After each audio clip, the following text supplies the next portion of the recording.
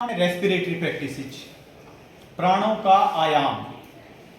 प्राण यानी कि हमारा इनहेलेशन एक्सहेलेशन, श्वास निश्वास, सांस लेना छोड़ना, ये सब प्राण के अंदर गिना जाता है। आयुर्वेद योग की अगर हम बात करें तो आयाम मतलब नियंत्रण, प्राणों का नियंत्रण यानी कि सांस को कैसे लेना है, कैसे छोड़ना है, उस पर सांस पर कंट्रोल करना, ये प्राणायाम में आता है। फिर प्रत्याहार, हमारी इंद्रियों को बाहरी विषयों से हटाकर अपने अंदर लगाना, अपने अंतःकरण में लगाना, ये प्रत्याहार है। फिर धारणा, मन को किसी एक स्थान पर बांध कर रखना, वो धारणा है। प्रत्याहार है इंद्रियों की प्रैक्टिस, सेंसोरियल प्रैक्टिस। धारणा कंसंट्रेशन, चित्त को, मन को किसी एक स्थान पर बांध कर रखना। फिर ध्यान, ध्यान का नाम तो आपने सुना ही होगा, मेडिटेशन जिसको हम कहते हैं, यानी कि धारणा का उसी स्थान पर बने रहना, वो मेडिटेशन है, ध्यान है। फिर आता है समाधि। समाधि मतलब धारणा का निरंतर चलते चलते मनुष्य का उस अवस्था में आ जाना कि वो बाहरी चीजों को भूल जाए, सिर्फ अपने शरीर को भी भूल जाए, सिर्फ अपने लक्ष्य पर ध्यान रहे, वो समाधि। ये सारी प्रैक्टिसेस योगी आदमियों के लिए हैं। धीरे धीरे बहुत तपस्या से ये अवस्थाएं प्राप्त होती हैं। तो अब जैसे योग में आगे हम बात करें तो उसमें आसन हैं, प्राणायाम हैं, तो उनके द्वारा हम अपने मेंटल हेल्थ को कैसे ठीक रखते हैं। अगर हम हेल्थ की बात करें तो हेल्थ की डेफिनेशन क्या है? According to WHO, world health organisation, health is a state of physical, mental and social wellbeing, not merely the absence of disease. यानी कि किसी को कोई डिजीज नहीं है तो वो स्वस्थ है, ऐसा नहीं है। उसके लिए शारीरिक रूप से स्वस्थ होना भी जरूरी है, मानसिक रूप से भी स्वस्थ होना जरूरी है, और सोशली, सामाजिक रूप से भी स्वस्थ होना जरूरी है। तो मानसिक रूप से स्वस्थ होने का हम अब जो बात कर रहे हैं योगा की, योगा का उसमें काफी बड़ा रोल है। उसमें प्राणायाम हम करते हैं, जैसे अनुलोम विलोम। जो लोग प्राणायाम करते हैं या उन्होंने सुना है तो एक अनुलोम विलोम के बारे में उन्होंने जरूर सुना होगा। प्राणायाम काफी होते हैं, कई तरह के होते हैं, लेकिन जनरल रूटीन में एक अनुलोम विलोम किया जाता है। उसके साथ दूसरे हैं, शीतली है, शीतकारी है, उज्जयी है, सूर्य भेदी है, ये अलग अलग प्राणायाम हैं जो किए जाते हैं। फिर उसके साथ कुछ शोधन क्रिया हैं योग में। उसमें एक शोधन क्रिया ज्यादातर उसको प्राणायाम ही माना जाता है, लेकिन वो प्राणायाम नहीं है, वो शोधन क्रिया है, कपालभाति। वो भी जो लोग प्राणायाम, आसन, योग करते हैं वो कपालभाति भी जरूर करते हैं। तो कपालभाति एक शोधन क्रिया है। 6 शोधन क्रिया हैं योग के हिसाब से। उसमें एक त्राटक है, नेति है जो नाक से पानी निकालना, या सूत्र नेति या जल नेति जिसको बोलते हैं, धोती है, वमन धोती होता है, पानी पीकर वापस डालना, या वस्त्र धोती होती है, कपड़े की एक पट्टी लेकर उसको अंदर धीरे धीरे डाला जाता है। वो सब प्रैक्टिस से होती हैं, वो चीजें अंडर ऑब्जर्वेशन होती हैं, और फिर उसको धीरे धीरे पट्टी को अंदर डाला जाता है और धीरे धीरे बाहर निकाला जाता है, जिससे वो हमारे स्टोमक को बिल्कुल साफ कर देता है। उसी तरह बस्ती है। तो ये अलग अलग शोधन क्रिया हैं। ऐसे ही जो कपालभाति मैंने बताई वो भी इसी में आती है। ये सब शरीर की शुद्धि के लिए की जाती हैं। और शरीर की शुद्धि होगी, जैसे हमने बात किया योग के द्वारा सारे विकारों को दूर करके, यानी कि मानसिक शारीरिक विकारों को दूर करके ही हम योग का फायदा उठा सकते हैं। आत्मा का परमात्मा से मिलन या आत्मा का दूसरी आत्मा से मिलन जो होगा वो उसी से हो सकता है। और अगर हम खुश हैं तो ही हम खुशी को आगे बांट सकते हैं। जैसे अभी कुछ सालों से इंटरनेशनल डे ऑफ योगा मनाया जा रहा है 21 जून को, तो उसका जो लोगो है उसमें वही है, yoga for piece and humanity. तो वही कि शांति और सद्भाव के लिए योग है। तो उसमें योग तभी ये चीजें आगे होंगी जब हम निर्विकार होंगे और हम खुद खुश रहेंगे, तो ही हम खुशी को आगे फैलाएंगे। कुछ लाइनें इसमें अभी बताता हूं मैं, उससे दो बात उससे पहले कहूंगा कुछ, कि उसमें थोड़ा सा स्वार्थ मैं उसको कहना चाहूंगा कि वो स्वार्थ ये है कि खुद से प्यार करना। खुद से अगर हम प्यार करेंगे तो ही हम प्यार आगे फैलाएंगे। हमारे पास अगर प्यार होगा तो ही आगे फैलाएंगे। अगर हमारे पास खुशी नहीं है, प्यार नहीं है, अगर गुस्सा है, एंगर भरा है, जेलेसी है, तो फिर वैसा ही नेगेटिविटी फैलाएंगे और वही चीज़ हम अपना एक ओरा, हर एक आदमी का एक ओरा होता है, तो वही हम आगे फैलाएंगे। तो अगर मैं बात करूं तो आपसे अगर पूछूंगा तो आप किससे सबसे ज़्यादा प्यार करते हैं? हाँ जी, अच्छा, और किसका क्या क्या जवाब होगा बताएंगे? दादी से। और किसी का जवाब? से। देखो अच्छा है, ये जो रिश्ते हैं हम आपस में, भाई बेटे बाप का, बेटी बाप का, पुत्र का माँ के साथ, बेटी का माँ के साथ, भाई बहन का, एक दोस्त का दोस्त के साथ, भाई जैसे किसी ने बताया दादी से, दादा से, नाना से, नानी, जो भी रिश्ते हैं सबका किसी न किसी हो सकता है किसी से ज़्यादा अटैचमेंट हो। अच्छा, दोस्ती तो एक ऐसा रिश्ता है, मैं ये समझता हूँ कि वो हर रिश्ते में होना चाहिए। पिता पुत्री है, पिता पुत्र है, या जो भी रिश्ते हैं जो बता रहे थे दादी के साथ, दादा के साथ, तो उनमें अगर दोस्ती आ जाती है तो रिश्ता और गहरा हो जाता है। तो ये दोस्ती वाला रिश्ता तो हर रिश्ते में होना चाहिए। फिर एक जवाब आया था खुद से, जो मैं भी बात कर रहा था कि सबसे जरूरी जो स्वार्थ की मैं बात कर रहा था, खुद से प्यार करना भी जरूरी है।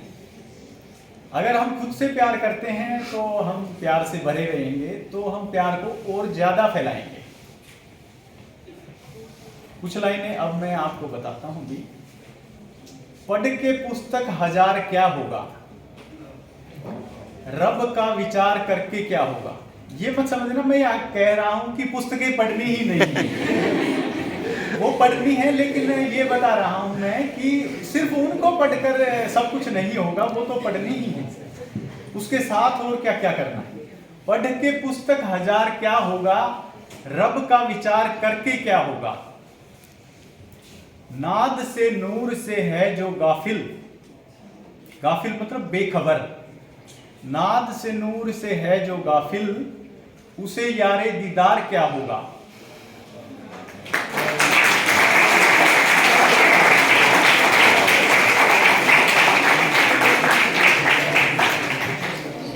अभी कंक्लूजन बाकी है।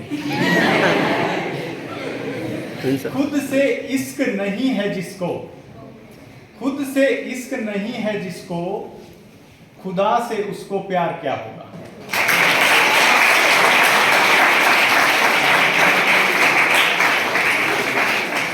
तो इसलिए खुद से प्यार करना बहुत जरूरी है ताकि हम पॉजिटिविटी फैलाएं।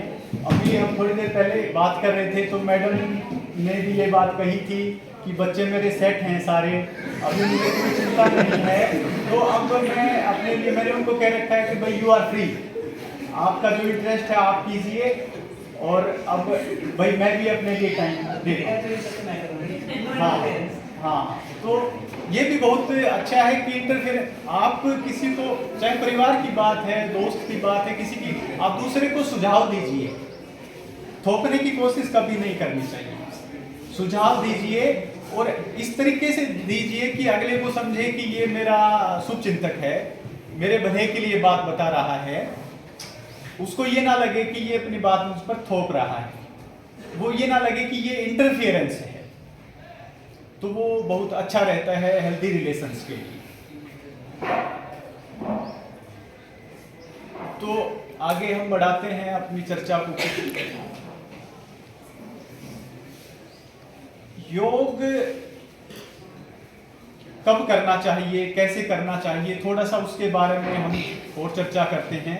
एक तो योग करने का जो, अगर कोई शुरू करना चाहता है तो अभी जो समय चल रहा है, बसंत ऋतु या शरद ऋतु, यानी कि जब सर्दी स्टार्ट होती है या सर्दी खत्म होने जा रही है, वो मौसम सबसे अच्छा होता है जो योग स्टार्ट करना चाहता है। तो मौसम अच्छा है, ना ज़्यादा गर्मी है ना ज़्यादा सर्दी है। खाली पेट योग करना है हमेशा। सुबह तो खाली पेट होता ही है, लेकिन कई बार ऐसा होता है कि हम रात को शादी में गए या पार्टी में गए, रात को खाना हमने खा लिया, ये खा लिया, वो खा लिया, भर लिया, ठूस लिया, तो कई बार सुबह सुबह इंडाइजेशन होता है, तो उसको हम खाली पेट नहीं कह सकते।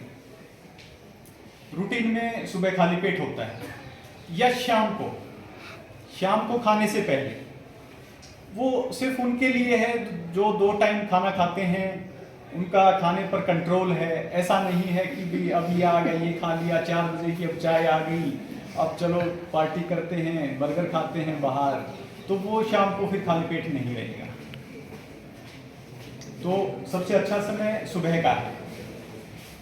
सुबह खाली पेट ढीले ढाले कपड़े पहनकर एकांत में पीसफुल जगह में बैठकर, आसन पर बैठकर, योग करते समय नीचे आसन जरूर होना चाहिए। आसन से मतलब कोई भी आप अपनी चद्दर बिछा दीजिए, अगर मैट है तो मैट बिछा दीजिए, आसन जरूर होना चाहिए।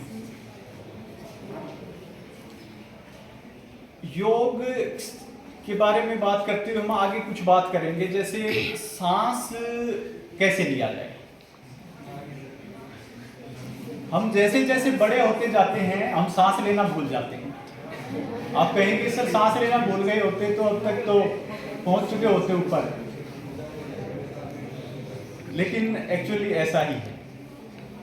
अगर हम सांस लेने की प्रक्रिया कैसी है उस पर अगर हम बात करें तो हम एक छोटे बच्चे से सीख सकते हैं। कभी आप छोटे बच्चे को सोते हुए देखिए, जब वो सांस लेगा तो उसका पेट फूल जाएगा, यानी कि जब इनहेलेशन होगी तो यानी कि उसको हम बोलेंगे पेट से सांस लेना। वैसे तो फेफड़ों से लिए जाते हैं सांस, लेकिन पेट से सांस लेना, यानी कि जब इनहेलेशन किया, फेफड़ों में प्राणवायु या एयर गई अंदर, तो डायफ्राम पे प्रेशर आया और पेट फूल जाएगा। ये सही प्रक्रिया है। कई बार हमें पता ही नहीं, हम सांस ले रहे हैं तो सांस भर रहे हैं तब भी पेट अंदर जा रहा है, तो वो उस प्रोसीजर को हम धीरे धीरे भूल जाते हैं या वो डिस्टर्ब हो जाता है। तो वो जो प्रक्रिया है उसको हम ठीक करेंगे। योगा में जब हम पीसफुली योग करेंगे तो थोड़ा सा हम अपनी सांस पर ध्यान देंगे तो प्रक्रिया सुधरती चली जाती है। तो सांस जब लेंगे तो पेट फूल जाएगा, बाहर आएगा, और सांस छोड़ेंगे तो पेट अंदर जाएगा। ये सांस लेने की प्रक्रिया है, सही प्रक्रिया। फिर बात आती है आगे, योग की बात आती है तो ओम की बात भी जरूर आएगी। ओम क्या है? ओम के बारे में हम कुछ बात करते हैं। ओम है जो वो ए, ऊ और मैं, ये 3 ध्वनियां हैं जिनसे मिलकर ओम का उच्चारण, ओम की ध्वनि बनती है। और ये तीनों ध्वनियां ऐसी हैं कि जिनको इस संसार का हर एक प्राणी, मतलब पशु पक्षी, मनुष्य तो है ही जो बोल सकता है, मनुष्य तो, लेकिन जो बोल नहीं सकते, कुछ मनुष्य नहीं बोल सकते, या जो प्राणी चाहे पशु भी हैं जो बोल नहीं सकते, वो भी इन ध्वनियों का उच्चारण कर सकते हैं। ये 3 ध्वनियां ऐसी हैं, उससे ओम का उच्चारण बनता है, ओम की ध्वनि बनती है। तो अभी हम कुछ प्रैक्टिकल सेशन करते हैं थोड़ा सा। तैयार हैं आप लोग? चलो, इसमें थोड़ा सा ये ध्यान रखना है, जब ए का उच्चारण होगा तो मुंह पूरा खुला रहता है, ऐसे। ऊ का होगा जब मुंह आधा बंद हो जाएगा, ऊ ऐसे। और मैं का उच्चारण होगा तो होठ दोनों बंद हो जाएंगे, ऐसे। फिर आपने थोड़ा सा ये देखना है, जब ए का उच्चारण होगा तो उसका असर हमारे एब्डोमेन पर महसूस होगा। ऊ का उच्चारण होगा तो उसका असर हमारे चेस्ट पर, हमारे प्राणों पर, हमारे रेस्पिरेटरी और कार्डियक सिस्टम पर उसका असर महसूस होगा। और जब मैं का उच्चारण होगा तो उसका असर अबूनेक, हमारे ब्रेन पर महसूस होगा। जब आप अभी उच्चारण करेंगे तो आप महसूस कीजिए, हम एक एक उच्चारण करेंगे। सांस लेने की जो प्रक्रिया हमने बताई, वैसे ही पहले आपने सांस लेना है पूरा, आंखें बंद रखनी है, सांस लेंगे और फिर जब तक वो सांस आ रही है तब तक दीर्घ उच्चारण करना है। ठीक है, स्टार्ट कीजिए। पहले ए का उच्चारण, इनहेल, आंख बंद करेंगे, सांस अंदर लेंगे, ए का उच्चारण,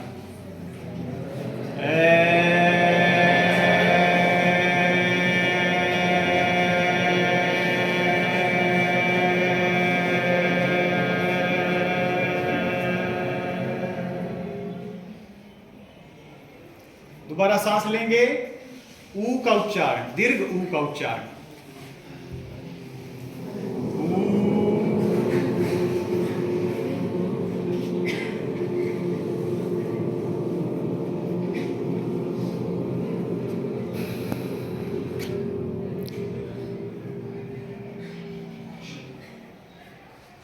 अब मैं का उच्चारण, होठ बंद, सांस पहले सांस लीजिए, इनहेल, होठ बंद, बंद किए हुए उच्चारण मैं का।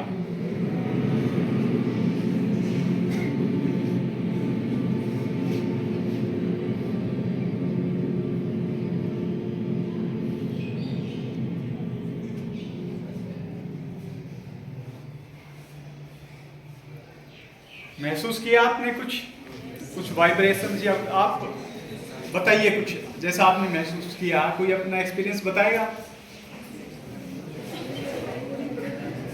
कुछ वाइब्रेशंस महसूस हुई?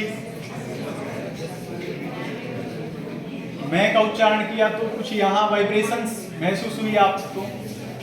तो अगर हम डेली रूटीन में अगर हम ये चीजें करते हैं, तो इसीलिए ये आज का टॉपिक है, वो role of yoga in mental health. इसीलिए ये जो प्रोसीजर है जितने, वो हमें रिलैक्स करते हैं और हमारी मेंटल हेल्थ को बढ़ाते हैं। तो जो आपका वैल्यू एडिड सर्टिफिकेट कोर्स जो चल रहा है, chemistry in day to day life, वो रिएक्शंस यहाँ भी हो रही है।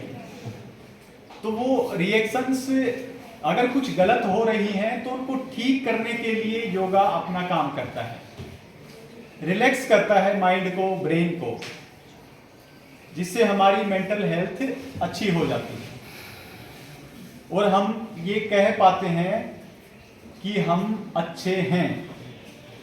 नहीं तो हम देखते हैं कि आज की लाइफ इतनी फास्ट है कि हर आदमी को कोई टेंशन है, कोई स्ट्रेस है, कोई मन में फियर है, कुछ ना कुछ, फिर नेगेटिव थॉट्स आ जाते हैं तो कुछ जेलसी हो जाती है, सैडनेस है, उदासी है किसी कारण से, ये सारी चीजें। तो योग उनमें बहुत फायदा करता है, रिलैक्स करता है हमारे माइंड को, हमारे ब्रेन को। अब हम दीर्घ ओम का उच्चारण करेंगे। अब तक ए उ और मैं का उच्चारण था, अब पूरी ध्वनि ओम का उच्चारण।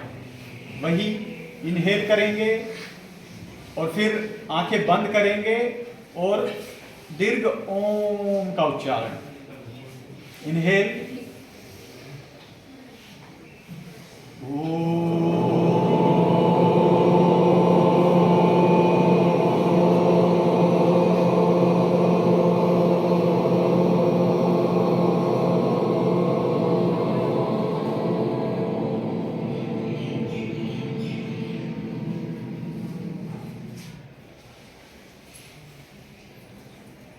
तो ये प्रैक्टिसेस आप डेली कीजिए।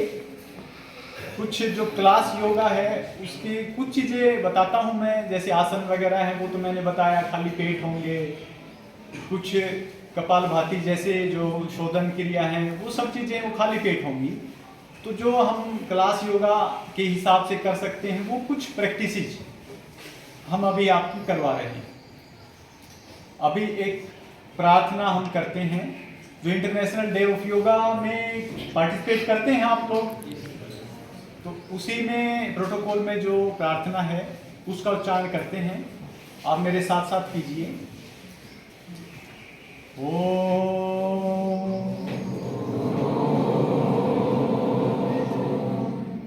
संगच्छध्वं संवदध्वं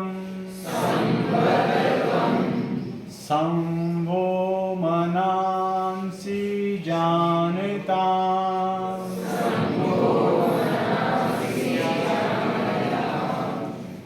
देवा भागं यथा पूर्वे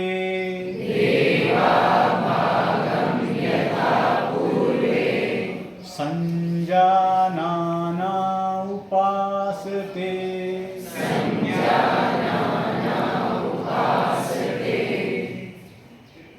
अब इसका अर्थ भी समझ लेते हैं। प्रार्थना की तो उसका अर्थ भी जरूर पता होना चाहिए। संगच्छध्वं, गच्छ जाना चलना, से साथ में हम सब मिलकर चलें।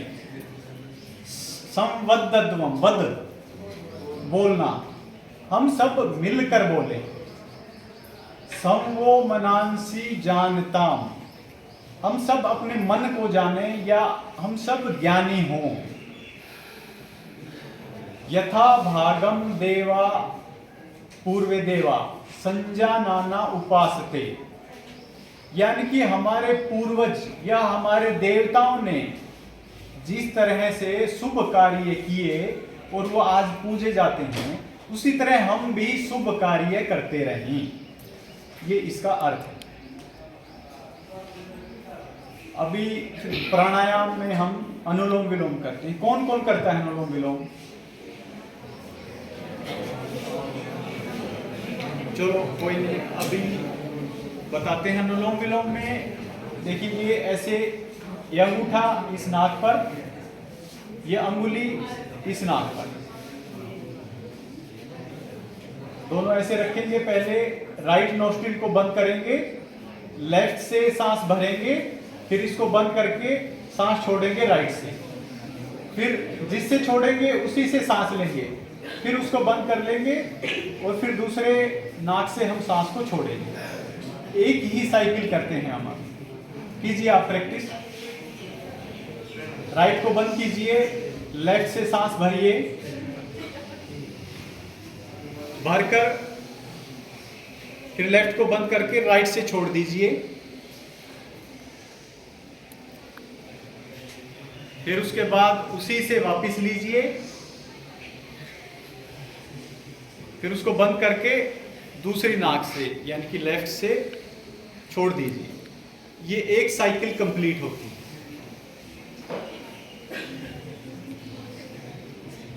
इसमें दोनों जो नाक हैं वो हमारे सूर्य और चंद्र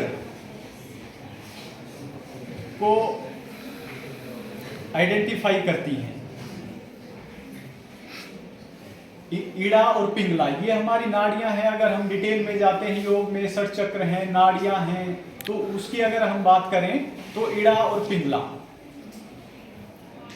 जो राइट है वो इड़ा सूर्य को आइडेंटिफाई करती है, उसका प्रतिनिधित्व करती है, और जो लेफ्ट है वो पिंगला वो चंद्र का, यानी कि ये गर्म नाड़ी है, ये ठंडी नाड़ी। तो अगर हम मोटी मोटी बात करें, अगर वैसे स्टार्टिंग इसी साइड से की जाती है, अगर किसी का बीपी ज़्यादा रहता है तो हमें ठंडी नाड़ी से शुरू करना है, और अगर बीपी डाउन रहता है तो हम राइट से शुरू कर सकते हैं, सूर्य नाड़ी से। तो ज़्यादातर डाउन किसी का नहीं रहता, मतलब वो रेगुलर बार बार करते हैं तब उसका इफेक्ट आता है, ऐसा नहीं है एक दिन में उसका इफेक्ट आ जाएगा। इसलिए ज़्यादातर जो प्रैक्टिस की जाती है वो लेफ्ट से ही की जाती है, क्योंकि बीपी डाउन में बहुत कम लोगों का होता है, ज़्यादा ही होता है किसी का या नॉर्मल होता है, तो उसमें लेफ्ट से ही की जाती है। नाड़ी शोधन बोलते हैं इसको, हम अनुलोम विलोम बोलते हैं। फिर शीतली और शीतकारी प्राणायाम है, उसकी प्रैक्टिस बताते हैं आपको। वो सर्दी में नहीं करना चाहिए, गर्मी में हम उसको कर सकते हैं। या फिर जिसको ठंड से दिक्कत होती है, या अस्थमेटिक प्रॉब्लम है, या ठंडी चीज़ों से दिक्कत है, ठंडे खाने से जिसको दिक्कत होती है, जैसे आमतौर पर अस्थमेटिक को प्रॉब्लम होती है, उनको ये नहीं करना चाहिए। नाम है जैसे शीतली, शीतकारी, यानी कि वो ठंडे प्राणायाम है। शीतली में ऐसे जीभ की पाइप बना लें, ट्राई कीजिए आप लोग। फिर पाइप बना के उससे सांस लेना है, सांस लेके रोक लेना है, गर्दन को ऐसे यहाँ नीचे चिन को यहाँ टच कर दीजिए, और जितनी देर रोक सकते हैं उतनी देर रोकिए, और फिर वापस गर्दन सीधी और नाक से सांस को छोड़ देना है। ये शीतली।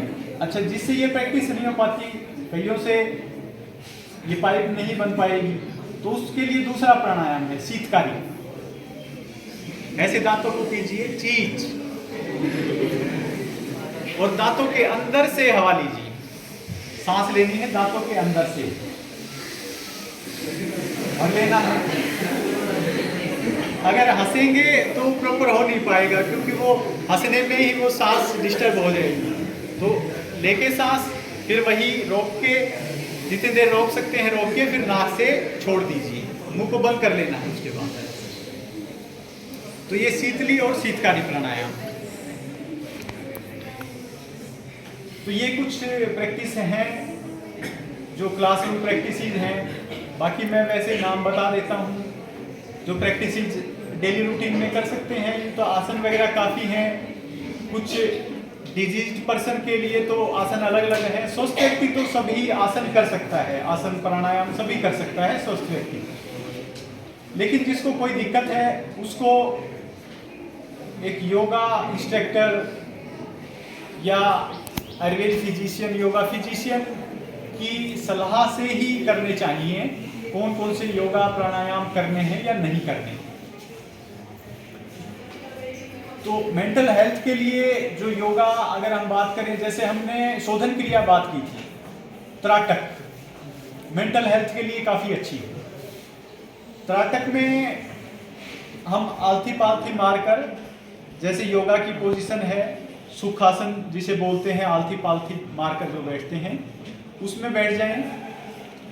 दीवार के सामने, जैसे यहाँ मैट लगाकर अपना आसन बिछाकर हम बैठ गए, तो दीवार के सामने अपनी आंखों के लेवल पर यहाँ एक डॉट बना लें, थोड़ा सा बड़ा सा आंखों के लेवल पर हो। या फिर कई लोग दीपक जलाकर रखते हैं और उसकी लौ को देखते हैं। उसकी डिस्टेंस कितनी होनी चाहिए, दीवार से आपका हाथ कितना आ जाए, ऐसे। ये डिस्टेंस मेजर करने का तरीका है कि उससे डिस्टेंस आपकी कितनी हो। और उस बिंदु को आपने एक तक देखना है। स्टार्टिंग में आपकी प्रैक्टिस कम हो सकती है, धीरे धीरे बढ़ेगी, आंखों पर प्रेशर भी आ सकता है, आंखों से पानी भी आ सकता है। तो उसमें कोई घबराने की बात नहीं है, लेकिन एकदम से बहुत ज़्यादा नहीं करना, धीरे धीरे उस प्रैक्टिस को आप बढ़ाते जाएं। उससे कंसंट्रेशन है, आपका पढ़ाई में भी मन लगेगा, ज़्यादा कंसंट्रेशन आपकी बनेगी।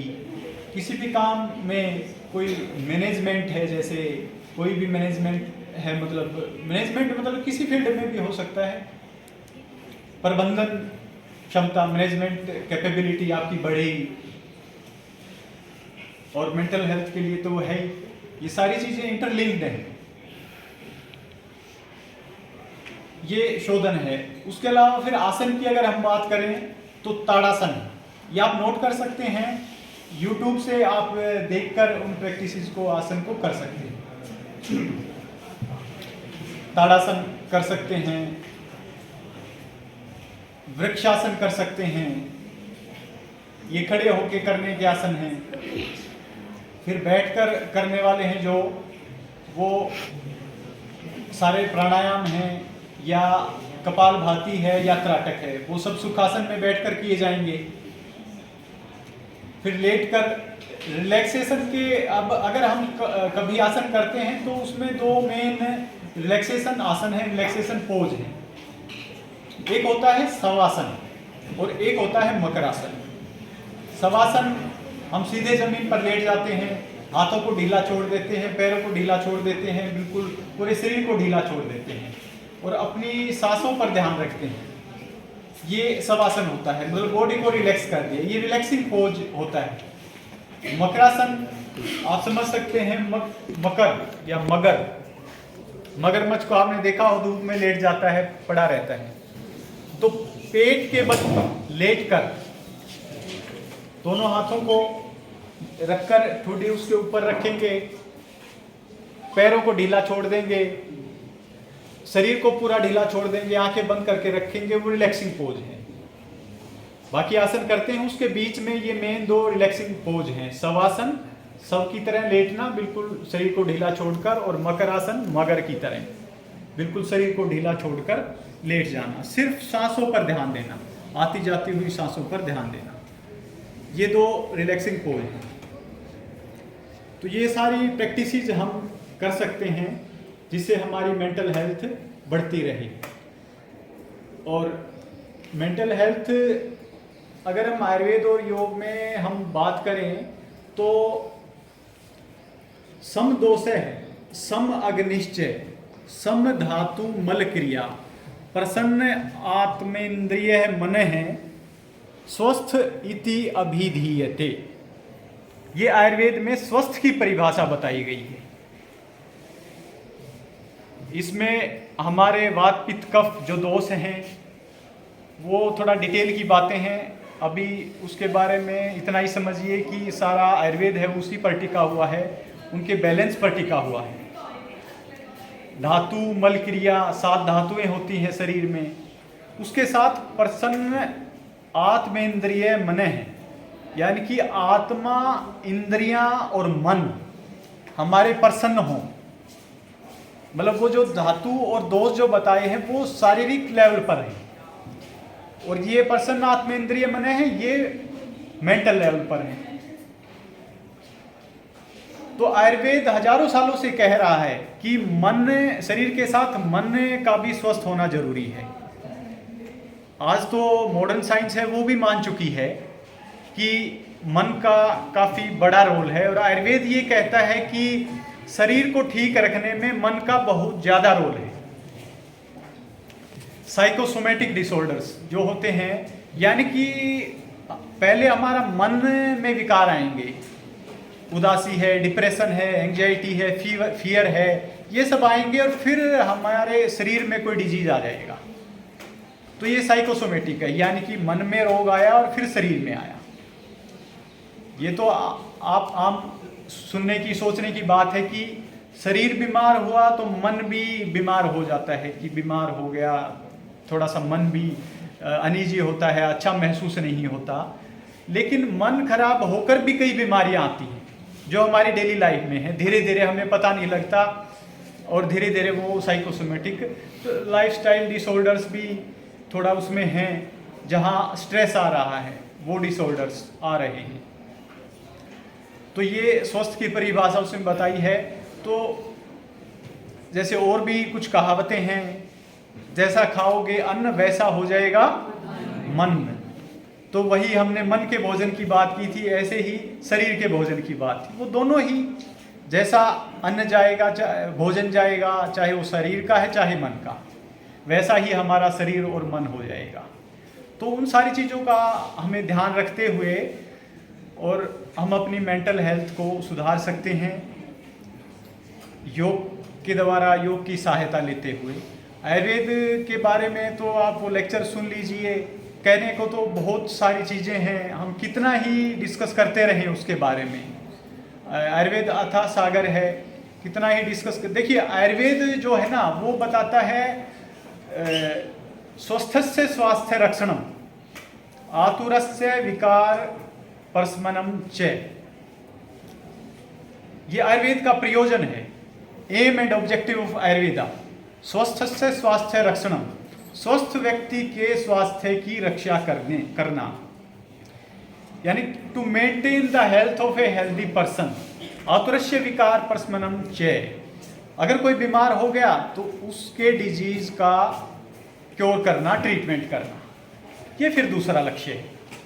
पहला लक्ष्य यही है कि कोई आदमी बीमार न हो, वो चाहे आयुर्वेद के हमारे सिद्धांत है उनके अनुसार और योग करते हुए, योग को का पालन करते हुए हम करें। तो सबसे पहला एम और ऑब्जेक्टिव है कि शरीर हमारा स्वस्थ रहे। थोड़ा सा और मैं 5 मिनट आपकी लूँगा। आयुर्वेद का मोटा मोटा मैं आपको थोड़ा बताता हूँ कि उसमें क्या हमारे मेन जो प्रिंसिपल हैं जिससे हम स्वस्थ रह सकते हैं।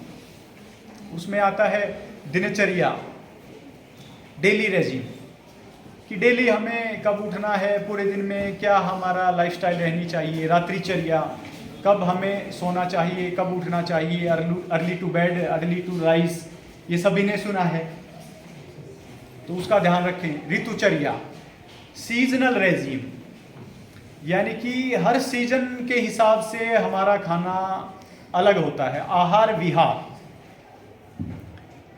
What to eat, how to live, हर मौसम में, हर सीजन में खाना हमारा अलग रहेगा। उसमें सर्दी है, गर्मी है, बरसात है, हमें क्या खाना है, क्या पहनना है, कैसे उस मौसम से बचना है, कैसे उस मौसम के हिसाब से, उसकी प्रकृति के हिसाब से ठंडा गर्म कौन सी चीज़ें, कौन सा अनाज है वो हमें खाना चाहिए, ये सारा ऋतुचर्या में आता है। अच्छा, फिर इन चीज़ों के साथ साथ आयुर्वेद कहता है, प्रकृति पर बात करता है। हर एक पुरुष की प्रकृति अलग होती है। पुरुष से यहाँ मनुष्य से संबोधन है। पुरुषम पुरुषम विचय, यानी कि हर एक मनुष्य की प्रकृति अलग है, तो सबका खाना पीना है, वो सारी चीज़ें हैं, वो सबकी अलग होती हैं। थोड़ा बहुत जो सेम प्रकृति के हैं उनकी मिल जाएंगी, लेकिन जरूरी नहीं सभी की मिल जाए। तो ये है। फिर बात आती है सद्व्रत की। सद्व्रत, अच्छा व्यवहार, गुड कंडक्ट, एथिकल रेजिम। उसमें क्या आता है, हमारा पढ़ने से रिलेटेड है, हमारा अध्यात्म से रिलेटेड है, सोशल है, स्टडी वाला हो गया, कैरेक्टर से रिलेटेड है। ये सारी चीज़ें हमें कब कब पढ़ना है, कब नहीं पढ़ना है। जैसे आयुर्वेद में कुछ समय बताए गए हैं जब नहीं पढ़ना। सबसे अच्छा समय, जैसे आप सबको पता है, ब्रह्म मुहूर्त, सुबह का समय, जल्दी माइंड कैच करता है। ब्रह्म मुहूर्त का जो समय होता है वो बता दूं मैं आपको, सूर्योदय से लगभग 1.5 घंटा पहले ब्रह्म मुहूर्त का समय होता है। तो वो सबसे अच्छा समय है सुबह उठने का। फिर बात आती है सद्व्रत के बाद त्रयोस्तंभ, आहार, निद्रा, ब्रह्मचर्य। आहार के बारे में हमने ऑनलाइन जो लेक्चर किया था उसमें बात की थी। निद्रा और ब्रह्मचर्य। ब्रह्मचर्य मतलब जितेंद्रिय रहना, अपने कंट्रोल जो योग के द्वारा किया जा सकता है। और निद्रा आप सभी को पता है, 7-8 घंटे की अच्छी नींद होनी चाहिए, साउंड स्लीप होनी चाहिए। तो ये 3 सब पिलर्स हैं। जो वात पित्त कफ हैं वो आयुर्वेद के मुख्य स्तंभ हैं, मेन पिलर हैं। और आहार निद्रा ब्रह्मचर्य ये सब पिलर्स हैं, उपस्तंभ हैं, जिनके ऊपर आयुर्वेद और आयुर्वेद के साथ हमारा जीवन टिका हुआ है। जीवन, आयुर्वेद का मतलब ही ये है, जीवन का वेद। आयु, आयु से मतलब जीवन, लाइफ। आयुर्वेद केवल चिकित्सा पद्धति नहीं है, ट्रीटमेंट की पद्धति नहीं है, वो एक लाइफस्टाइल बताने वाली पद्धति है कि हम जीवन है वो कैसे जिए, अच्छा जीवन कैसे जिया जा सकता है, क्या हम खाएंगे पिएंगे रहेंगे कैसे, उससे हमारा लाइफ पर कैसे असर पड़ता है, वो सारी चीज़ें आयुर्वेद में बताई गई हैं। और मुख्य वही है कि भाई जो अच्छी बातें हैं वो उनको कैसे ग्रहण करना है, कैसे सीजनल रेजिम, ऋतुचर्या, दिनचर्या, रात्रिचर्या, उनका पालन कैसे करना है, ये सारी चीज़ें उसमें आती हैं। तो ये आयुर्वेद में आहार विहार और योग के द्वारा मेंटल हेल्थ, इन सारी चीज़ों को आप ध्यान रखिए, इन चीज़ों को थोड़ा सा आगे भी फैलाएं। खाने के बारे में जो ऑनलाइन लेक्चर है उसको सुनिए, उन चीज़ों को अपने परिवार में, कम से कम अपने परिवार में बताइए कि ये चीज़ें हम करेंगे तो हमारे लिए फ़ायदेमंद है, हमारे शरीर के लिए। भाई अगर हम बीमार नहीं होंगे तो आगे किसी हेल्थ फैसिलिटी में, किसी हॉस्पिटल में जाने की ज़रूरत नहीं पड़ेगी, वहाँ भी पैसा लगेगा और हमारा शरीर भी खराब होगा, तो उससे बचा जा सकता है। तो इसलिए आज के लेक्चर में इतना ही, बाकी फिर कभी आगे और चर्चा करेंगे।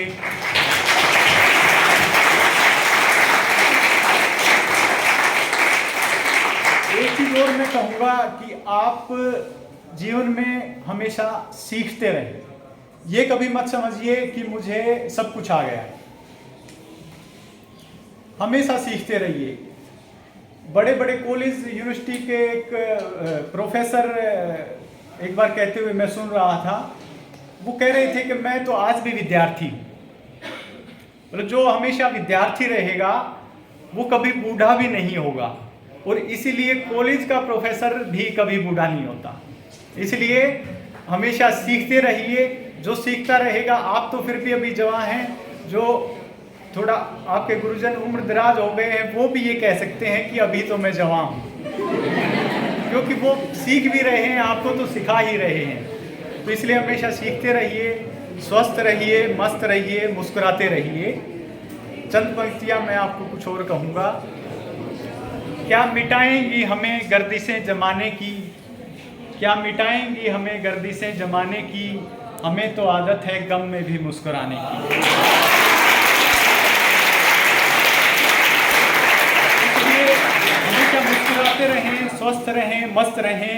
योग यही सिखाता है, समभाव, सुख दुख, सफलता असफलता, उसमें संभाव रहना, यही योग सिखाता है। और अंतिम जो प्राप्ति, वो मोक्ष की प्राप्ति है, ये योग का मुख्य मोटो है। अब लास्ट में एक शांति मंत्र के द्वारा हम समापन करेंगे। एक बार सभी शांत होकर बैठ जाएंगे। शांति मंत्र आप साथ साथ दोहराएंगे। ओम, आंखें बंद कर लीजिए।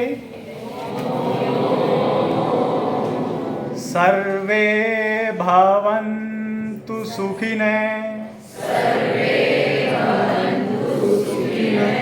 सर्वे सन्तु निरामया, सर्वे सन्तु निरामया, सर्वे भद्राणि पश्यन्तु, सर्वे भद्राणि पश्यन्तु, मा कश्चित् दुःखभाग् भवेत्, मा कश्चित् दुःखभाग् भवेत्। ओम शांति शांति शांति। ओम शांति शांति शांति। आंखों को बंद रखेंगे, दोनों हाथों की हथेलियों को रगड़ेंगे आपस में।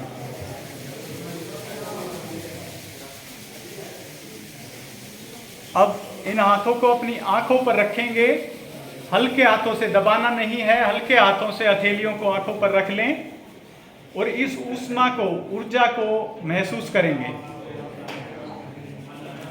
धीरे धीरे अपने चेहरे पर, अपने कंधों पर महसूस करते हुए इस ऊष्मा को, ऊर्जा को धीरे धीरे अपनी आंखें खोलेंगे।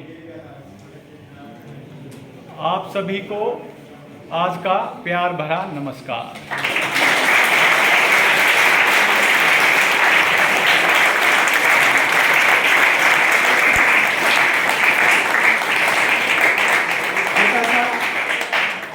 धन्यवाद ज्ञापन और मैं कर देता हूं। आपके केमिस्ट्री डिपार्टमेंट, पंडित नेकीराम शर्मा गवर्नमेंट कॉलेज, पूरी फैकल्टी, प्रिंसिपल सर, सबका मैं, आप सभी का भी, जो आपने भी मुझे सुना और आज मुझे यहाँ मौका दिया, डिपार्टमेंट का धन्यवाद करना चाहूँगा मैं।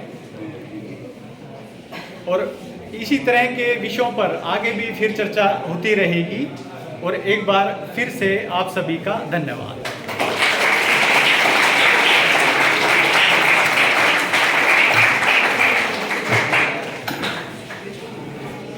सर, आपका बहुत बहुत धन्यवाद कि आपने इतना अच्छा motivational, life caring, life enhancing lecture हमें दिया कि जिससे हम अपने आयु को और लंबा कर सकते हैं। आयु से ही रिलेटेड है ये हमारा आयुर्वेद। तो यानी मैंने तो ये चीज़ें मान ली हैं कि हाँ, हमें ऐसा करना चाहिए। आप ज़रूर ये कह सकते हैं कि सर आप थोड़े बड़े हो गए, इसीलिए आप इन चीज़ों को मान लेंगे। अभी तो जैसे सर ने कहा कि हम तो अभी जवान हैं, ताकि आप हमेशा जवान ही रहें, क्योंकि हमें तो ये प्रोफेशन मिल गया। सर ने कहा कि हम तो जवान रहेंगे ही, क्योंकि हम एज ए स्टूडेंट की फॉर्म में ही रहते हैं। लेकिन आपका जो ये करियर है स्टूडेंट का, कुछ दिनों के बाद जब फिनिश होगा, उसके बाद आप में से जो इस करियर में आ जाएगा वो तो जवान रह जाएगा। जो बचे हुए हैं, जो जवान रहना चाहते हैं, तो उसको आयुर्वेद को अपनाना ही पड़ेगा। पूरे इंडिया के अंदर अगर हम देखें ओवरऑल परसेंटेज हमारी पॉपुलेशन की, तो सभी तो टीचर नहीं है। तो इसलिए रिमेनिंग को एज ए स्टूडेंट की फॉर्म में रहने के लिए, जवान रहने के लिए, उसको आयुर्वेद को अपनाना जरूरी है। और उन सारी बातों को अपनाना जरूरी है कि किस ऋतु में क्या खाएं, किस वक्त खाएं, किस हिसाब से खाएं। सबसे अच्छा 2 बार खाएं, एक बार सुबह खाएं, एक बार शाम को खाएं, ताकि जो योग की जो हमारी अवस्थाएं हैं, जो हमें 2 बार योग करनी चाहिए, एक बार सुबह एक बार शाम, ताकि प्रॉपरली हम उन चीज़ों को कर पाएँ। तो ये मेन कंक्लूजन पॉइंट थे जो सर ने हमें बताए। ओवरऑल सभी बच्चों ने नोट डाउन कर लिया होगा। So thank you so much sir कि आप यहाँ पे आए, आपके बिजी शेड्यूल के अंदर से आपने समय निकाला और हमारे सारे बच्चों को, सारे पार्टिसिपेंट को, हम सभी टीचर्स को भी आपने ऐसा ज्ञान दिया कि हम यानी उसको अपनाएंगे ही। हम ऐसा नहीं कह सकते कि हम कोशिश करेंगे, क्योंकि ये चीज़ ऐसी है, इसमें हम ये वर्ड यूज़ ही नहीं कर सकते कि हम कोशिश करेंगे। इसके लिए एक ही है कि हम ये करेंगे। So thank you sir for coming.